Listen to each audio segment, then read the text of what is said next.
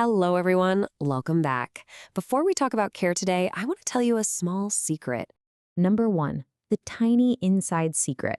What's hiding inside your device?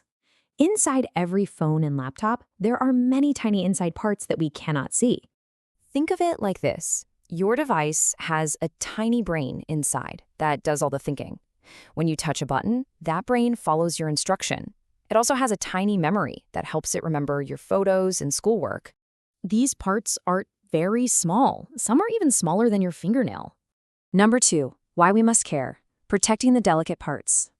Because they are so tiny and delicate, we must handle the whole tool with great care. So today, let's talk about how to protect those inside parts. Technology is useful, but we must not treat devices anyhow. Let me ask you, have you ever seen a phone screen crack before? It can really pain someone.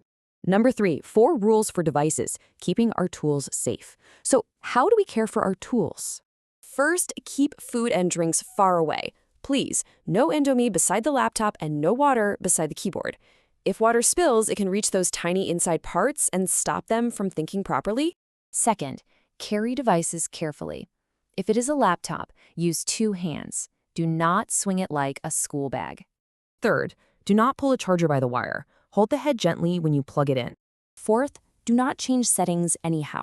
Settings are like the rules inside the device. If you change them without understanding, the device may act strangely. Number 4, asking is wisdom. Getting help when things look wrong. And if something looks wrong, ask for help. Asking is not weakness. Asking is wisdom. A good technology learner is not just someone who can press buttons. A good technology learner is careful, patient, and responsible. I will see you in the next lesson.